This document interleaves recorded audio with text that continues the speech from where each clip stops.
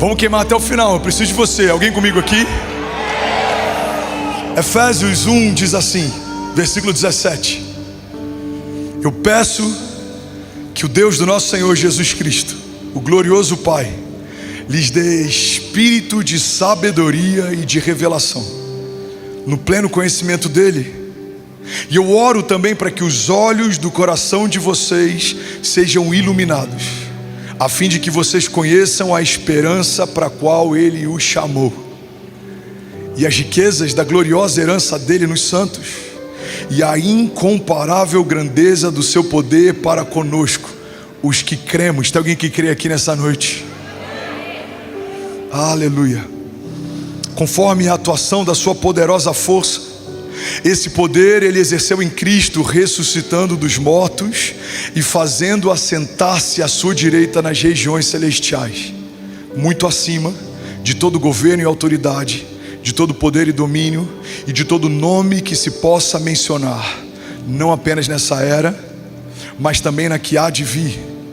Deus colocou todas as coisas debaixo dos seus pés, e o designou cabeça de todas as coisas para a igreja, que é o seu corpo, a plenitude daquele que enche todas as coisas em toda e qualquer circunstância. Alguém pode dizer glória a Deus por isso?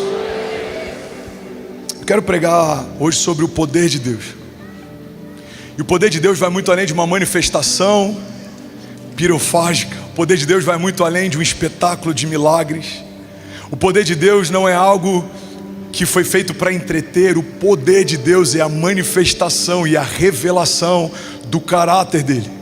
O poder de Deus é a manifestação e a expressão de quem Deus é e do que acontece quando ele se revela.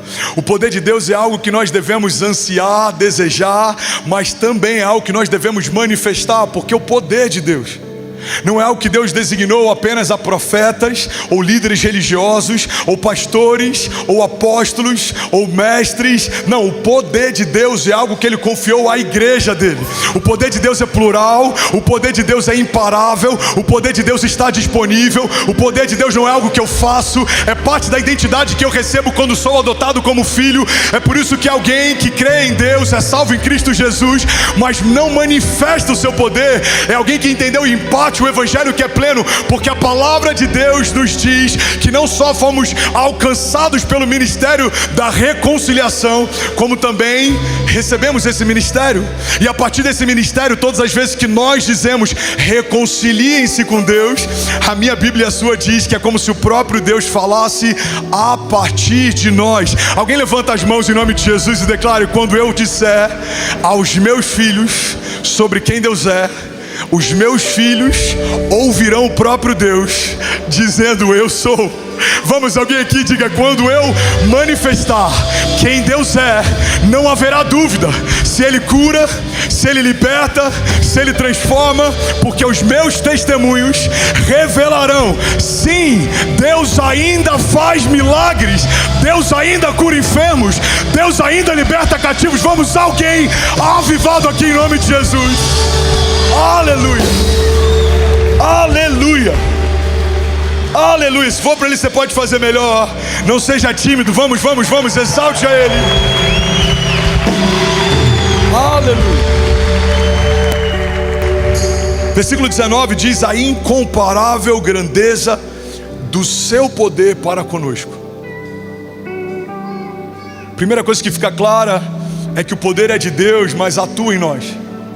Em outro momento a palavra de Deus diz: olhos naturais não viram, ouvidos não ouviram, e não penetrou no coração do homem aquilo que o Senhor preparou para nós, os que creem e caminham debaixo do seu propósito. Mas a Bíblia também diz: mas Ele já o revelou por meio do seu Espírito. A Bíblia diz que Ele é poderoso para fazer infinitamente mais do que tudo que pedimos ou pensamos, através do seu poder que em nós atua. Irmão, entenda isso: o poder é dele, mas a atuação do poder dele é em você. O poder é dele, mas ele está à espera de um homem posicionado para que algo aconteça no seu lar. Ele está à espera de uma mulher posicionada para que algo aconteça sobre a sua casa. Ele está à espera de uma geração posicionada para que um domingo de carnaval não defina profeticamente o futuro da cidade ou da nação. Há muitos que estão declarando o que querem durante os dias de carnaval, mas a igreja está nos portais da cidade declarando: cancelada toda maldição, porque há sobre a minha cidade uma palavra, há sobre a minha família uma palavra, e é ela que está de pé, porque o Deus que me fez a promessa carrega o nome acima de qualquer outro nome. Alguém comigo diga amém. Eu quero pregar nessa noite. Alguém quer ouvir uma palavra? Eu estou tentando enxugar o que seria uma série em uma pregação. Então, se você tem fome, ouça. Se em algum momento você precisar muito ir embora, vá. Mas vá com discrição, amém? Fala para quem está do seu lado: se você precisar muito ir, vai com Deus, mas me deixa aqui, porque hoje tem uma palavra para mim, e essa palavra vai mudar a minha história. Eu já estou liberando algo sobre alguém, toma posse disso, e essa palavra vai liberar o meu destino, e essa palavra vai ser um antes e depois sobre a minha casa. Por isso eu só saio daqui quando o Senhor me tocar. Alguém pode dizer glória a Deus por isso? Deus é poderoso para fazer infinitamente mais do que pedimos ou pensamos, mas Ele faz a partir do seu poder que em nós atua. É algo poderoso que foi depositado sobre um vaso de barro. A matéria mais simples, mais barata e mais fácil de encontrar foi modelada para carregar algo que só no céu se encontra. Você tem noção do quão paradoxal parece a dinâmica do reino de Deus?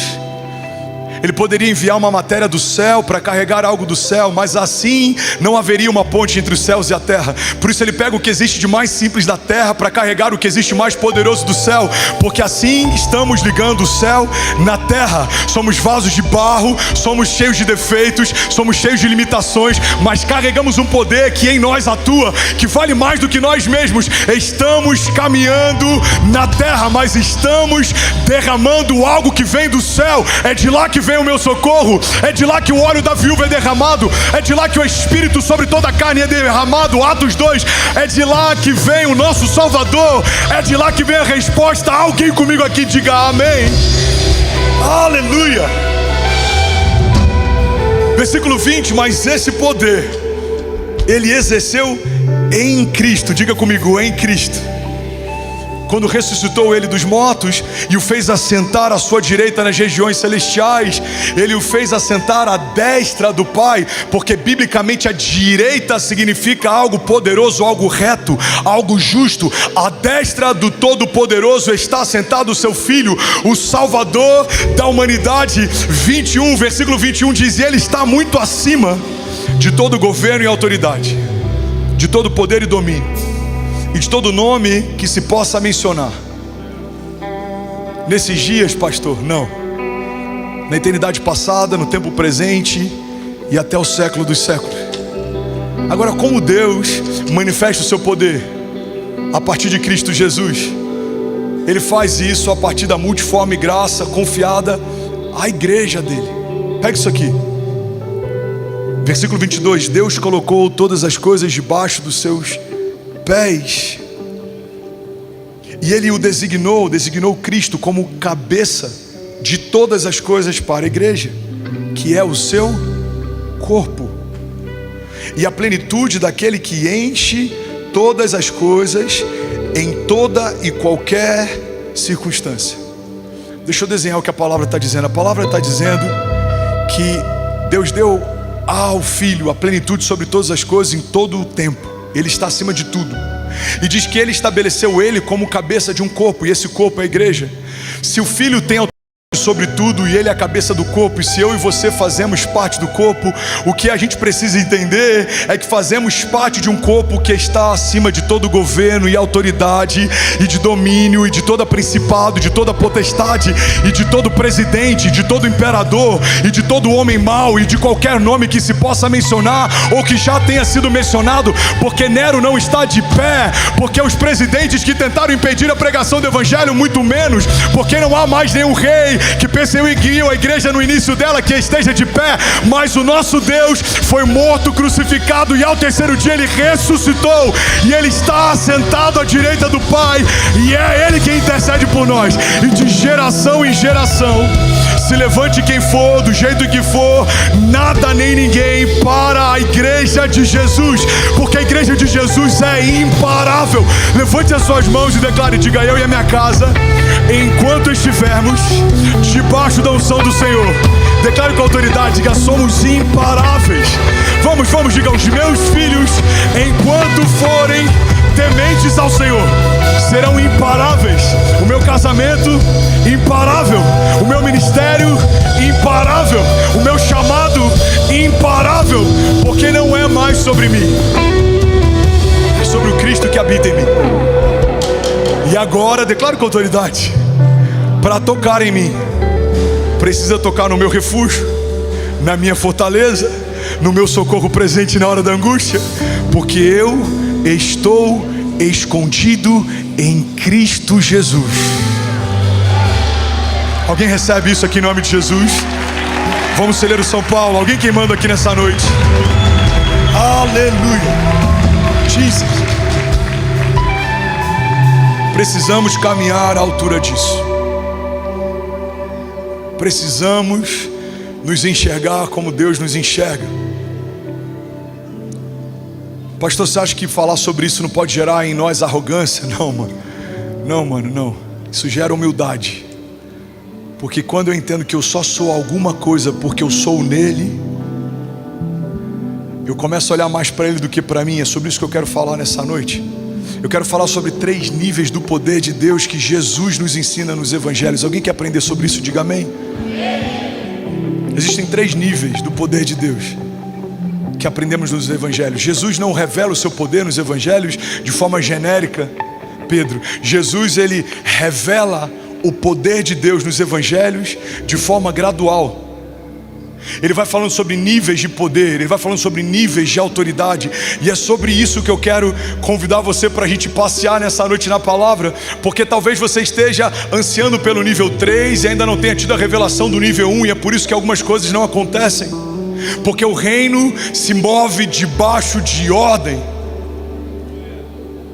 Você quer um exemplo disso? A Bíblia diz que Jesus estava angustiado no jardim e dos poros dele saía sangue. E a Bíblia diz que então ele é levado ao Calvário, crucificado no madeiro, e então o sangue estava lavando a cruz. Você já parou para pensar que o sangue de Jesus lavou o jardim antes de lavar a cruz? Pastor, qual o simbolismo disso? Irmão, foi no jardim que o primeiro Adão peca, é no jardim que o segundo Adão sangra. É um ambiente que viu a queda da criação, agora está sendo lavada pelo sangue do Cordeiro, e é nesse mesmo ambiente que agora há remissão. A diferença é que o primeiro jardim é o jardim onde havia a alegria, provisão, proteção. No segundo jardim agora há lágrima e choro. O cálice está se aproximando da vida. Ele sangra, ele fala: Pai, se possível for, afasta de mim esse cálice, mas todavia seja feita a sua vontade, não a minha. Depois que o jardim é lavado pelo sangue, o madeiro é lavado por ele, porque Deus respeita processos. Ele não envia o seu filho pronto com 30 anos, ele não vem dos céus para a terra e então começa o seu ministério. Não, ele é gerado com uma semente incorruptível, plantada pelo próprio Espírito Santo no ventre de uma mulher virgem. Ele sofre a gestação, ele é fecundado, ele está crescendo, e então ele nasce, ele teve um parto. ele teve uma criação, ele teve pai e mãe, ele teve cidade natal. A cidade natal do nosso Salvador, o Verbo encarnado, é na terra. Por mais que ele tenha vindo do céu, ele viveu todos os processos que eu e você vivemos. Ele foi traído, ele foi humilhado, ele foi cuspido, ele foi rasgado, ele foi morto, mas ele ressuscitou. E é isso que Deus está nos ensinando. Antes da ressurreição é necessário haver a morte. Antes de Deus fazer algo novo é necessário a quebra do velho. Deus está partindo aquilo que éramos para que ele possa refazer quem ele sempre quis que a gente fosse, porque na casa do oleiro não há lixeira, irmão.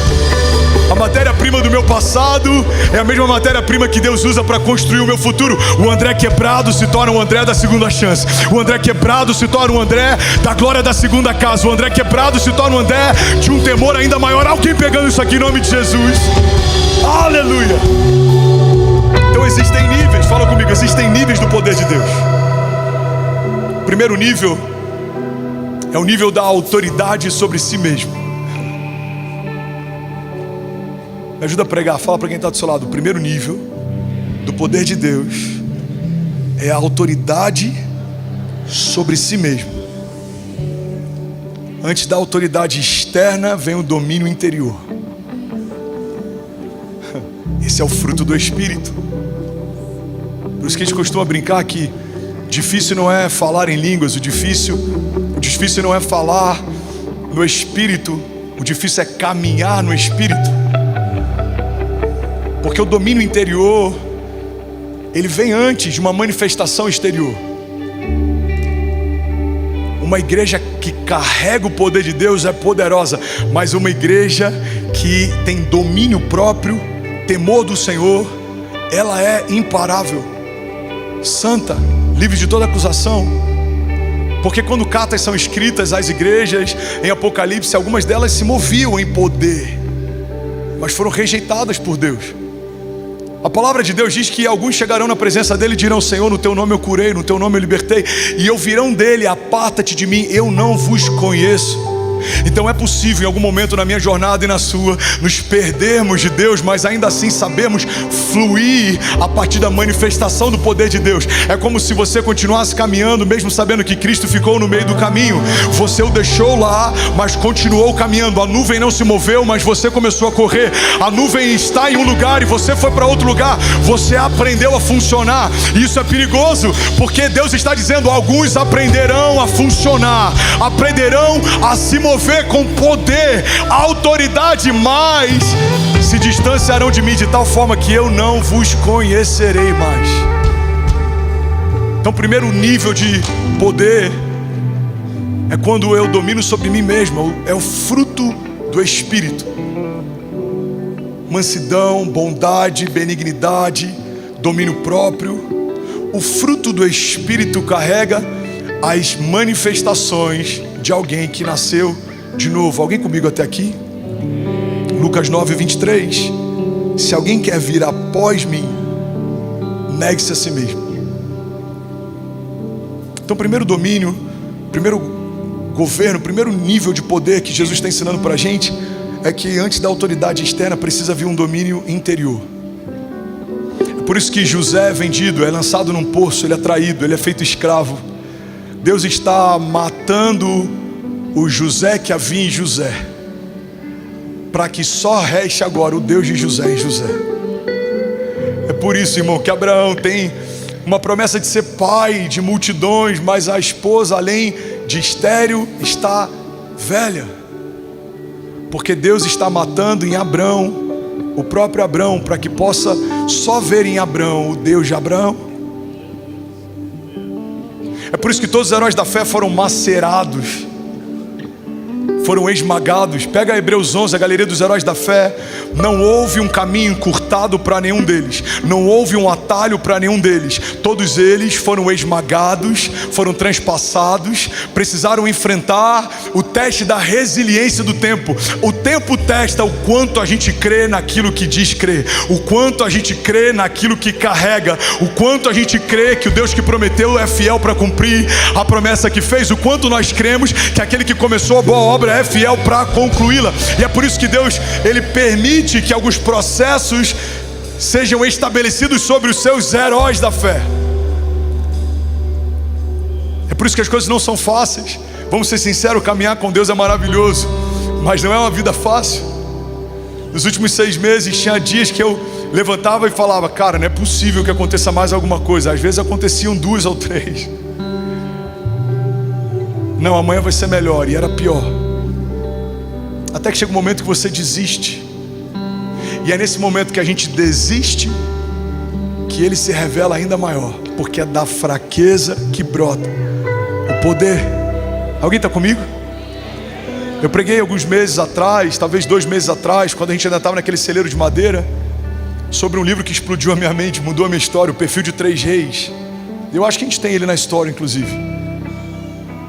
E aí fala sobre a permissão de Deus para que Saul se levante. Olha para mim, isso aqui pode mudar a tua história. A permissão de Deus para que Saul se levante contra Davi. Por que Deus fez isso? Porque Ele não amava Davi? Não, porque Ele amava tanto Davi, que Ele permitiu que um Saul exterior se levantasse para matar um Saul adormecido dentro de Davi, para que quando Davi tivesse o poder que Saul tinha, não fizesse o que Saul fez. Porque esse é o nosso grande teste. Não é quando não temos, é o que fazemos com quem não tem quando tivermos. É como tratamos quem um dia nos feriu quando estivermos em uma posição que temos autoridade para ferir. Esse foi o teste de José. José não é testado só quando ele mantém a fidelidade ao Senhor enquanto ele está sendo tentado. José é testado quando as roupas que o vestem são vestes de governo, quando as sandálias sobre os seus pés são sandálias de um homem de governo, quando o anel sobre a sua mão dá autoridade para mandar matar, soltar, prender, destruir. E ele encontra os seus irmãos que o venderam, que o lançaram no poço. Aquele dia, eu creio que do céu há então uma comitiva de anjos assistindo para saber o que José vai fazer com aqueles que um dia o feriram, o venderam e fingiram que ele havia sido morto. Sabe o que José faz? José imediatamente reconhece os irmãos, mas a Bíblia diz que os irmãos não reconhecem José. Eu vou te explicar o porquê. José caminhava com Deus, e quem caminha com Deus ao longo do tempo se torna irreconhecível. As pessoas vão dizer: cara, eu estudei com você, você está diferente, eu mudei, aquela pessoa morreu, Deus fez novas todas as coisas, por isso não me procura mais no meu passado, eu não estou lá. Deus matou o velho homem, Deus fez novas todas as coisas. Vamos usar alguém aqui. Você precisa se tornar irreconhecível. Você precisa se tornar irreconhecível. Agora a Bíblia diz que José, quando olha os irmãos, reconhece os irmãos. Nada mudou, ou pelo menos quase nada. Ele olha, e naquele momento o maior teste da história de José acontece. O que você faz quando tem poder para fazer o que quiser contra alguém que fez o que quis contra você? Esse foi o teste de Davi com Saul. Cortou um pedaço da capa do rei e disse: rei, ai de mim de tocar em algo ou alguém que um dia o Senhor ungiu. Sabe aquela expressão, ó se eu quisesse? Começou naquele dia. Ó se eu quisesse. É por isso, irmão, que o Senhor, Ele não só permite, como Ele nos quebra, para que o Saul adormecido em nós não desperte. É por isso que Ele pegou os heróis da fé e testou cada um deles, para que eles pudessem desenvolver a partir de temor, domínio próprio. Tem dias que a gente vai falhar, tem dias que a gente vai ser impulsivo, tem dias que a gente vai reagir mal. E está tudo bem, faz parte, somos humanos. Mas não está tudo bem se em seguida não vier o temor, não vier aquela angústia por ter entristecido o coração de Deus. É a falta disso que faz pecado se tornar iniquidade. O pecado é quando eu erro, a iniquidade é quando eu crio uma cultura de erro. O pecado é quando eu peco, a iniquidade é quando eu crio uma cultura de pecado.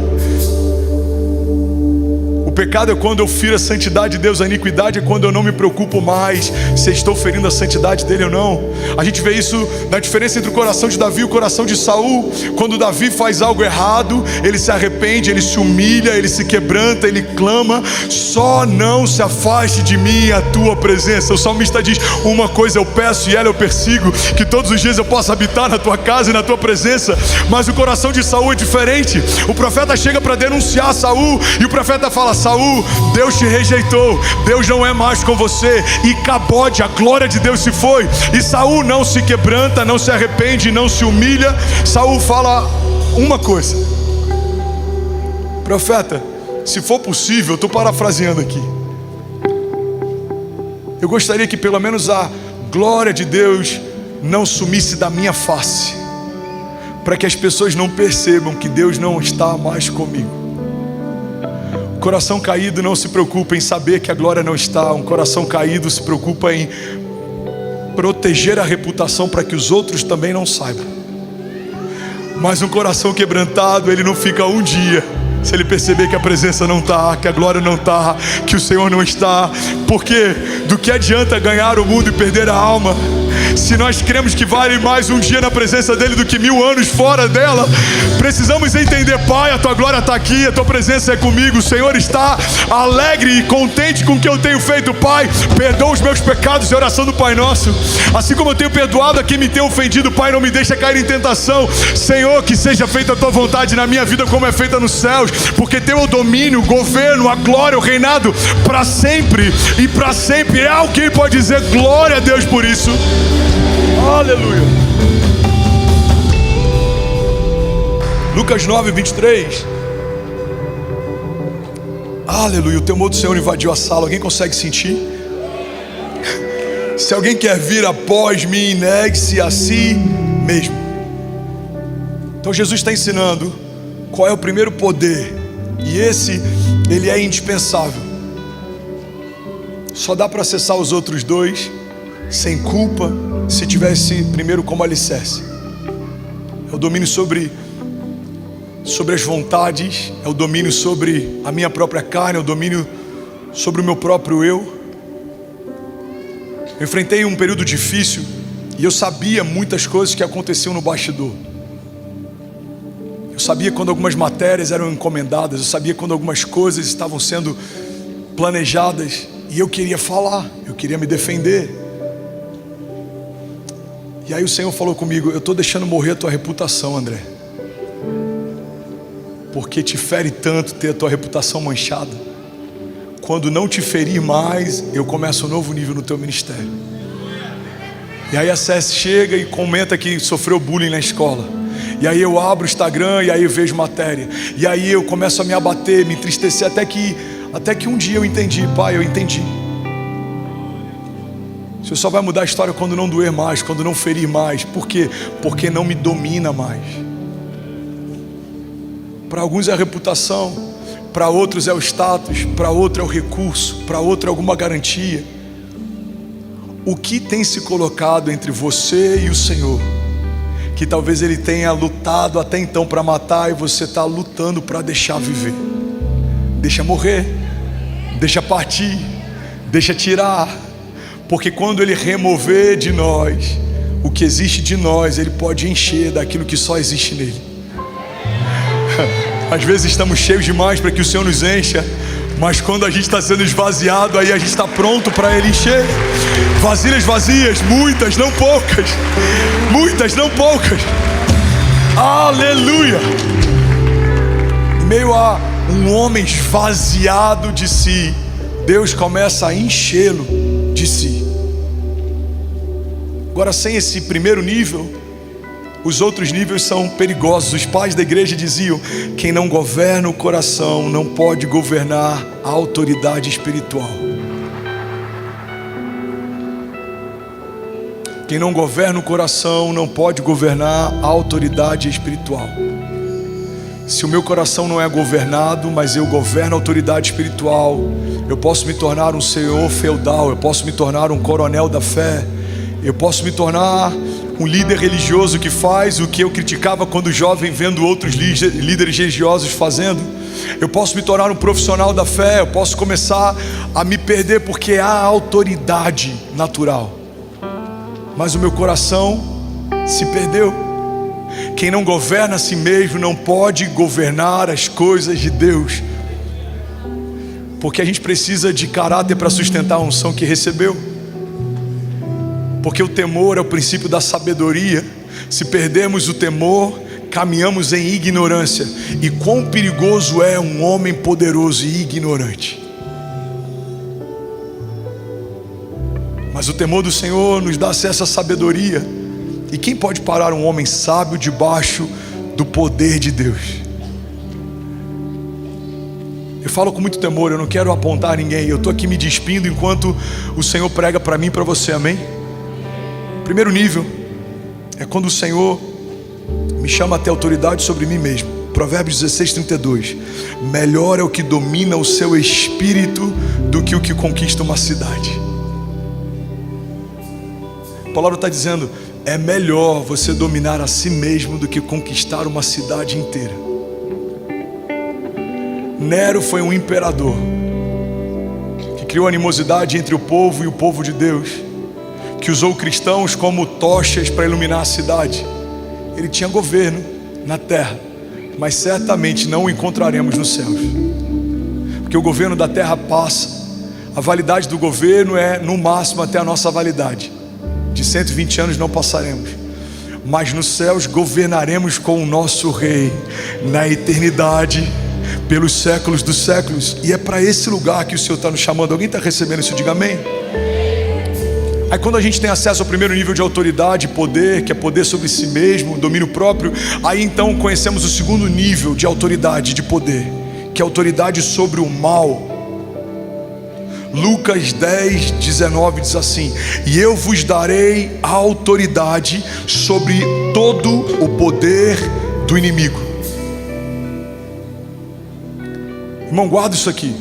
E eu vos darei a autoridade sobre todo o poder do inimigo. Eu preguei sobre essa passagem algum tempo atrás, lá no nosso celeiro de madeira, onde essa casa de oração começou, e eu falei sobre a diferença entre poder e autoridade.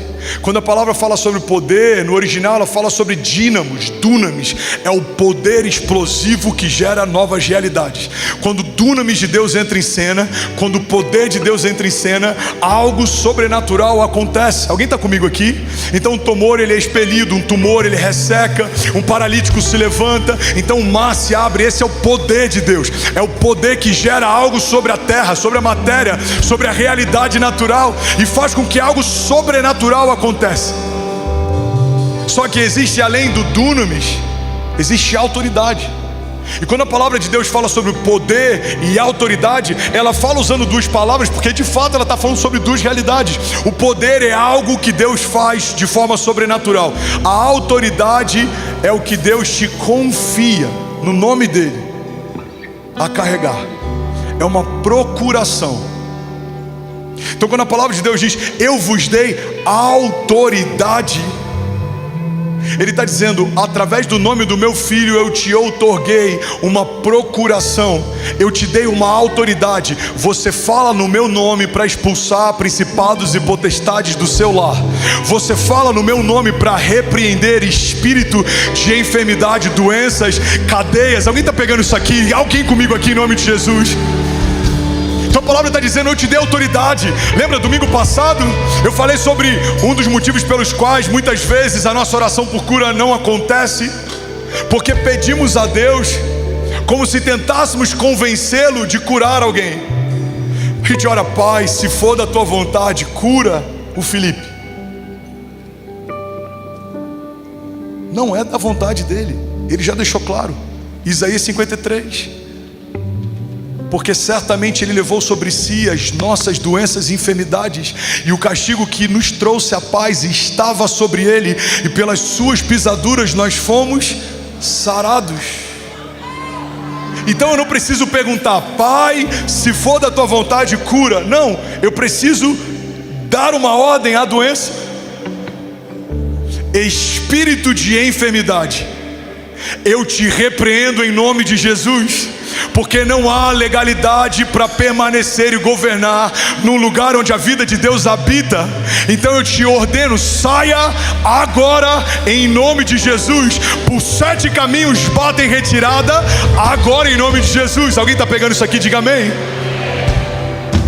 Então toda petição eu faço a Deus, mas contra o inferno ele me confiou a autoridade no nome dele para ordenar. Então quando eu me apresento a Ele, eu peço: Pai, o pão nosso de cada dia nos dai hoje, porque eu só tenho para prover porque o Senhor provê para mim. Eu só tenho para dar para os meus filhos porque o Senhor deu para mim. Essa é uma petição. Quando eu estou na presença dEle em oração, eu faço declarações: que seja feita a tua vontade na terra como já é feita no céu. Isso não é um pedido, mas é uma declaração.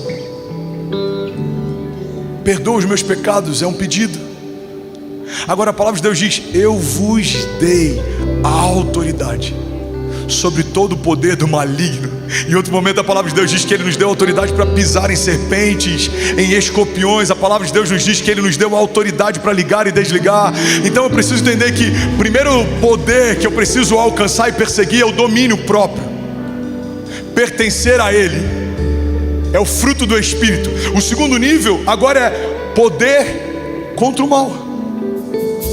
É colocar a mão na cabeça do meu filho e profetizar sobre ele, repreendendo todo o mal. É chegar na minha empresa e profetizar sobre ela, declarando que ela pertence ao Senhor Jesus, e o sócio majoritário é o próprio Deus, e a riqueza que virá sobre aquele lugar será uma riqueza do tipo de Deus, que não acrescenta dores. E repreender toda a seta, todo dado, todo o trabalho, todo o plano do inferno, porque contra nós não prosperarão. Nenhuma arma forjada contra você prosperará. Toma posse em nome de Jesus dessa palavra.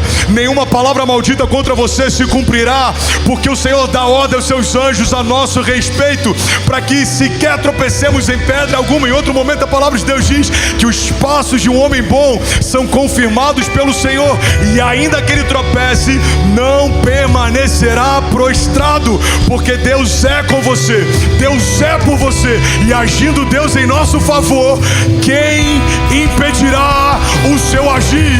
Se Deus é por nós, quem será contra nós? Você pode dar um brado de liberdade no seu lugar. Aleluia, vamos celerar o São Paulo. Vamos, alguém livre pode, pelo amor de Deus, fazer barulho. Aleluia. Alguém pode dizer: ainda bem que eu vim, Jesus. Aleluia. E você quase ficou em casa, hein?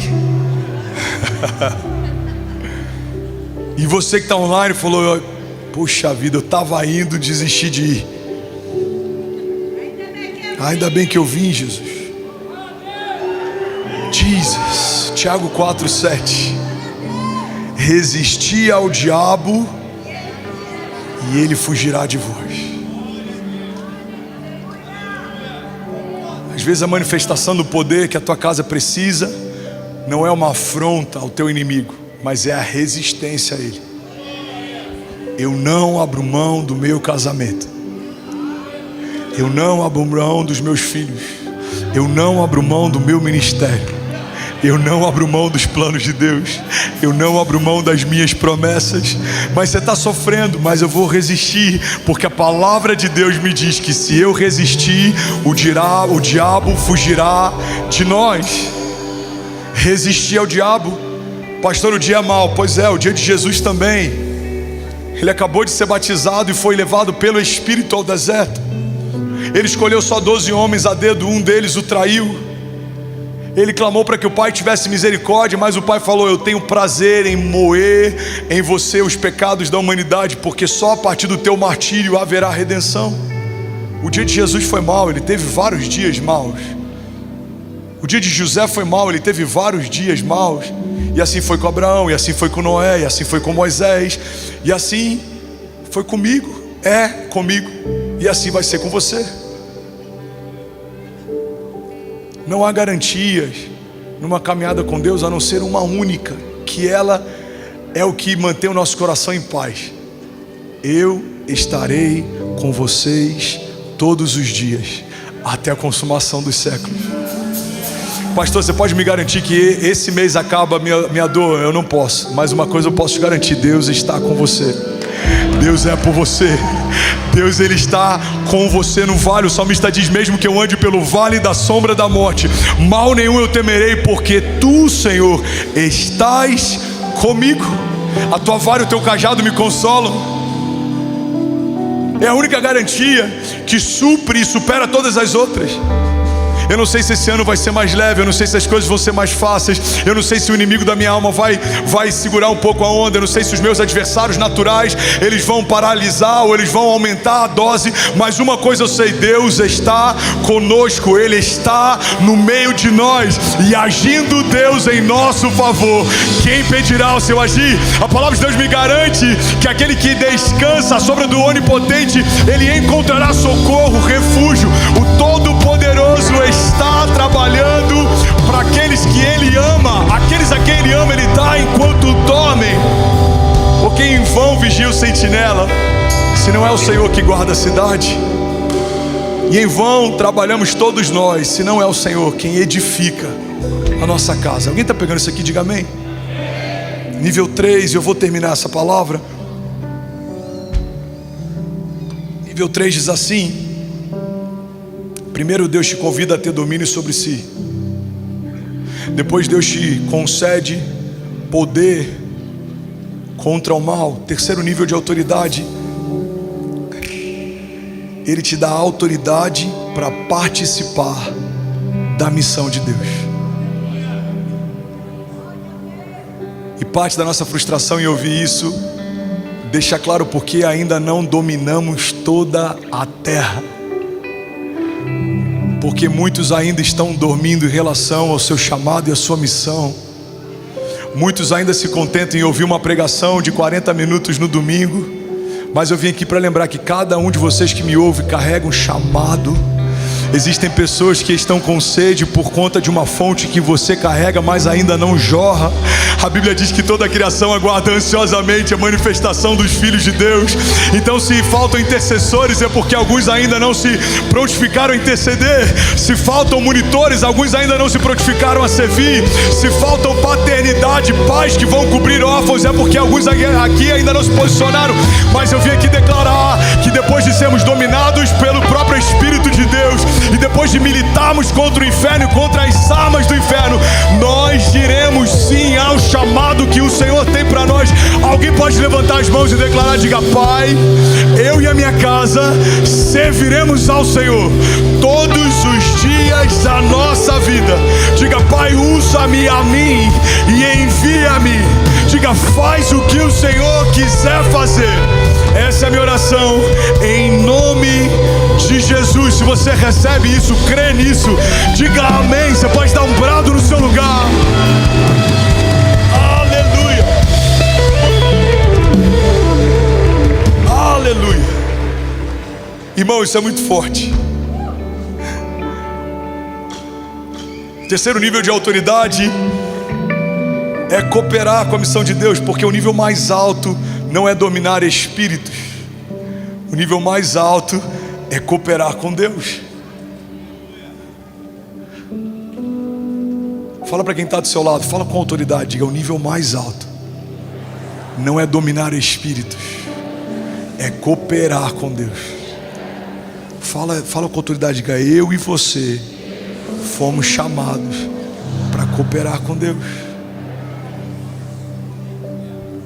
Tem algumas orações que a gente, sem perceber, a gente anula alguns princípios. Quando a gente fala de chamado de Deus, olha para mim, eu estou finalizando. A gente não pode orar pedindo para que Ele nos ajude. Pai, me ajuda aqui na igreja. Pai, me ajuda. Não, a igreja é dele, eu estou cooperando. Pai, eu estou disponível para cooperar com a tua igreja. Pai, a minha casa está disponível para cooperar com a tua obra. Pai, as minhas mãos, os meus pés, tudo que eu tenho, tudo que eu sou, está à disposição do teu reino. Seja feita a tua vontade na minha vida e no meu ministério, como já é feito no céu. A gente ora pedindo ajuda quando é algo pessoal. Pai, me ajuda a melhorar. Pai, me ajuda nesse desafio. Pai, me ajuda. Mas quando fala a respeito da missão dele, a missão é dele. A gente só coopera. É ele quem começou. Ele é o princípio e o fim. Ele é a pedra fundamental. Ele é a base. Ele é o alicerce. Começou nele. Só se sustenta por meio dele. É por isso que é dele, por ele e para ele são todas as coisas.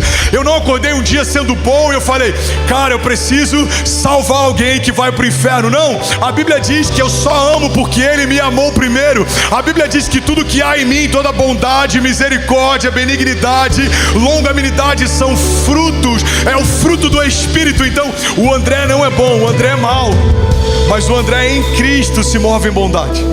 O André não é generoso, o André ele é escasso, mas o André em Cristo se move em generosidade. Alguém está pegando isso aqui? O André naturalmente ele não é santo, o André ele é pecador, mas o André em Cristo se move em santidade. Por isso que tudo que você vê em mim, eu não lembro qual é o autor dessa frase, tudo que você vê de mal em mim, tudo que você vê de bom em mim é Cristo, mas tudo que você vê de mal sou eu mesmo. Cara, o pastor pregou bem hoje, é Cristo. A palavra é dele, se ele não quiser se revelar, irmão, a gente fica aqui falando e nada acontece. A palavra não fluiu hoje, pode ser que o pastor esteja cansado, não se preparou. Foi algo ruim, a responsabilidade é minha. Cara, o pastor teve uma visão, mudou São Paulo, é Cristo. Ele que dá visão ao visionário, o sonho ao sonhador. Ele que dá pão ao que come, a semente ao que semeia. Agora o pastor, cara, viu errado, tenha misericórdia. Eu achei que era Deus, não era. Eu achei que era o tempo, não era. O sábio discerne o tempo e o modo, mas a gente erra também. Semana retrasada um amigo ligou, não sei se eu já compartilhei isso. Ele falou, meu irmão, não sei se faz sentido, mas tem um amigo que tem ministério, queria saber se você toparia uma fusão entre os ministérios para vocês usarem a estrutura. Eu falei, mas por que eu faria isso? Ele falou, não, eu fiquei sabendo que o aluguel aí é muito alto. E ele fez querendo ajudar, de verdade. Ele falou, fiquei sabendo que o aluguel é muito alto. Eu fico preocupado, irmão, vai que você não consegue. Eu falei, irmão, eu também tenho essa preocupação. Mas diante de Jesus eu falo, se a gente não conseguir manter essa obra ou esse lugar não era de Deus pra gente. Eu preciso ter humildade de vir publicamente falar, eu achei que era de Deus, não era. Perdão. Eu achei que a gente conseguiria, não conseguimos. Perdão. Porque a gente precisa ter esse entendimento. O que acontece de bom é Cristo. O que acontece de mal sou eu. Por que Deus permitiu que o meu casamento acabasse? Alguns perguntam. Não, você permitiu. Negligenciou os sinais. O divórcio não acontece da noite para o dia. Só pediu ajuda quando a mulher saiu de casa ou quando o marido fez as malas e foi. Não teve humildade porque preferia fingir que o casal era perfeito, quando na verdade estava implodindo por dentro. Quantas vezes a gente só recorre à igreja quando o dia é mau e quando tudo começa a melhorar a gente se esquece. Quantas vezes a gente faz promessas para Deus. Deus, se essa porta se abrir, Pai, se esse contrato for fechado, eu prometo. Não passa um mês da prosperidade de Deus e a gente já começa a não ter tempo porque está ocupado com o presente que Deus deu. Irmão, cadê você, pastorzão? Sabe como é que é, cara? Eu estou muito ocupado, eu estou trabalhando demais. O trabalho foi Deus quem te deu. O fôlego, a unção, a visão, o sonho. Alguém recebe isso aqui em nome de Jesus? Então eu não falo acusando, pelo contrário. Eu falo me colocando em primeiro lugar. A gente precisa submeter em temor os nossos planos, os nossos sonhos e as nossas desculpas. Tem muitas coisas que a gente ainda não faz porque prefere dar desculpa do que assumir. Pai, eu não priorizo o teu chamado para mim. O Senhor me disse que eu tenho um chamado. Eu cuido da empresa, fiz 2 faculdades, eu corro, faço serão, trabalho muito, mas não tenho tempo para a sua obra. Eu preciso ser sincero e falar, Pai, eu me tornei excelente como empresário, mas eu sou medíocre como filho. Não conheço os 4 evangelhos, mas tenho 4 formações. Essa humildade, ela faz com que o coração de Deus se incline a nosso respeito. A Bíblia diz, um coração quebrantado o Senhor não rejeita. E eu estou nessa fase lá em casa, eu e a Kezinha, a gente parou tudo e falou, vamos ver o que a gente precisa melhorar. Cara, a gente precisa de culto familiar. Porque porque às vezes a gente ministrava 5 vezes no domingo, mas por conta dos afazeres da igreja e do cansaço do ministério, a gente negligencia coisas básicas.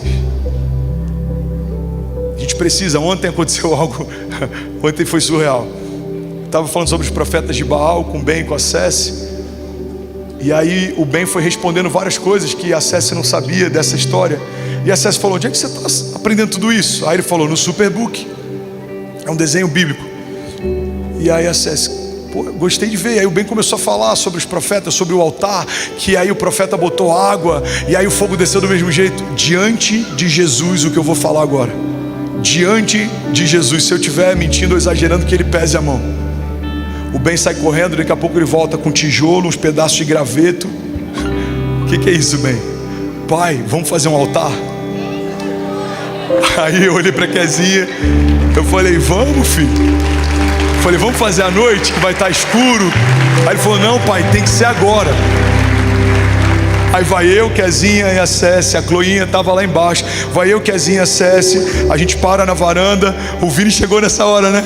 E aí ele se ajoelhou, sem ninguém falar. Ele se ajoelhou com o rosto no chão. E eu falei: bem, Deus te deu a direção, pode orar. Ele começou a orar.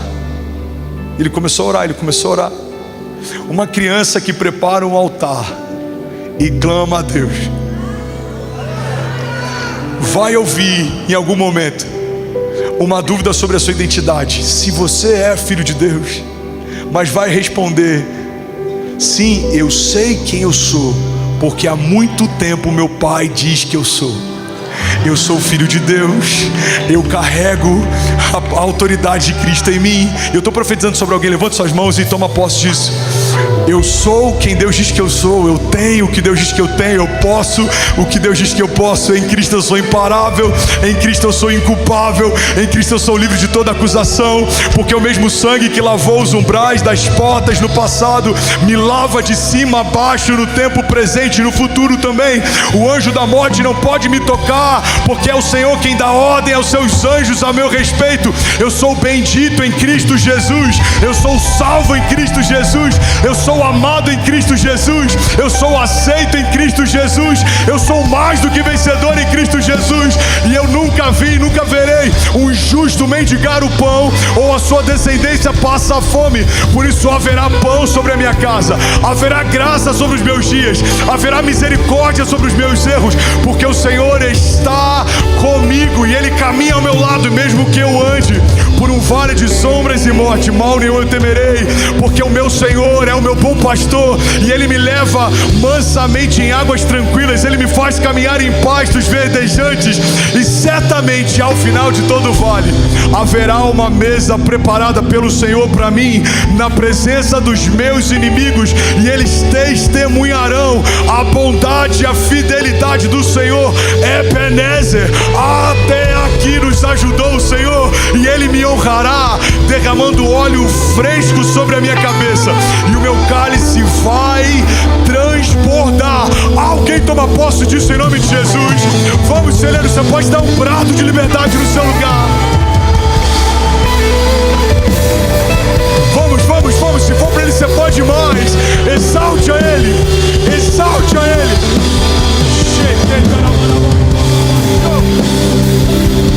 Aleluia. Jesus.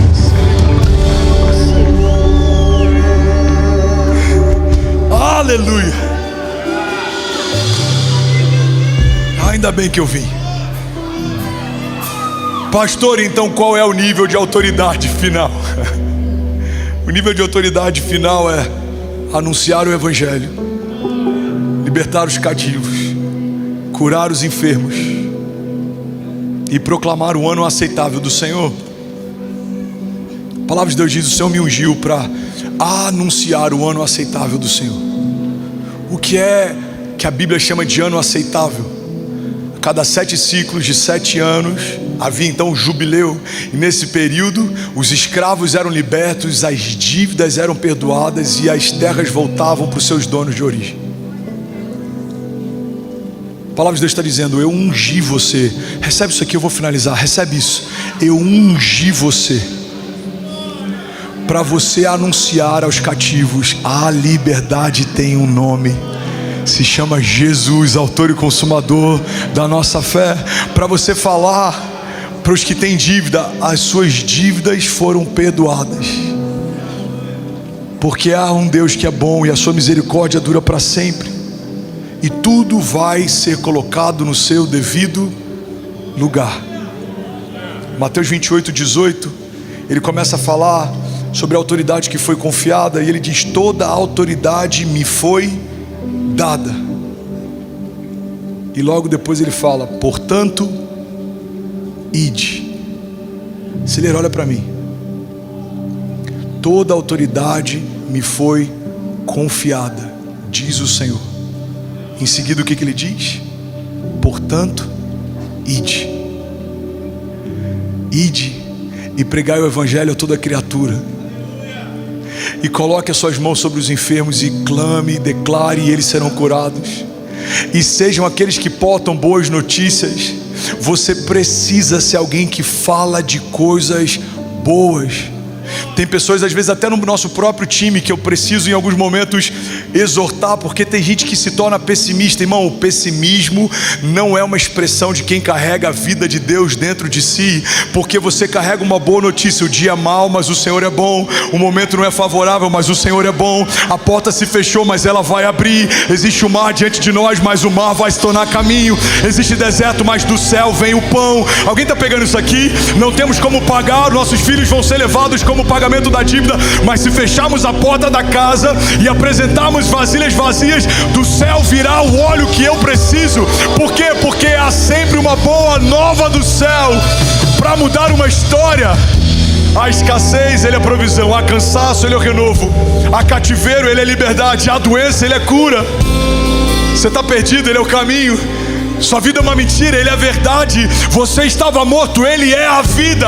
Eu sou, diz o Senhor, o caminho, a verdade e a vida. E ninguém vai ao Pai senão através de mim. E é sobre isso que eu quero falar nessa noite. E eu vou finalizar essa mensagem no próximo domingo. Alguém ouviria mais sobre essa palavra, sobre essa pregação? Vou falar sobre os 3 tipos de manifestação do poder de Deus. Mas eu vou encerrar aqui, guarda isso. Primeiro nível de poder: quando o Espírito me domina. Eu não sou mais um cavalo selvagem. Eu tenho um dono. Eu tenho uma agenda. Eu tenho uma casa. Eu fui adotado. Eu tenho um sobrenome. O meu pai tem negócios e eu cuido dos negócios do meu pai. Eu não sou irresponsável, eu não vou fugir de casa, eu não sou um filho pródigo. Não, eu sou o filho que volta e se alegra com o irmão que voltou. Mas enquanto o irmão não volta, trabalho nas coisas do meu pai. Alguém está pegando isso aqui? Por quê? Porque eu tenho um bom pai. A Bíblia fala que recebemos o espírito de adoção, pelo qual clamamos: Abba, Pai. Então entenda, você não é um filho bastardo, você é um filho adotado que tem acesso à mesma herança do que o filho natural. A Bíblia diz: ele era o unigênito de Deus. O vocal pode subir. Ele era o unigênito de Deus, ou seja, o único filho de Deus. Mas a Bíblia diz que depois que ele volta dos mortos, ele se torna o primogênito, ou seja, o primeiro de muitos. Por isso que a Bíblia diz que Deus entregou o seu único filho, para que todo aquele que nele crê não pereça, mas seja salvo. Fica de pé no seu lugar, eu quero orar com você. Feche teus olhos, estenda suas mãos assim como alguém que recebe algo dos céus. Espírito Santo, invade esse lugar com um nível ainda maior. Manifesta, Pai, os teus sinais. Quebranta todo o coração endurecido. Remove, Jesus, toda escama dos nossos olhos. Jesus, eu declaro profeticamente, nós já conseguimos ouvir o som de cadeias sendo quebradas, o som de grilhões sendo desfeitos. Se alguém está aqui, mas parte da sua família está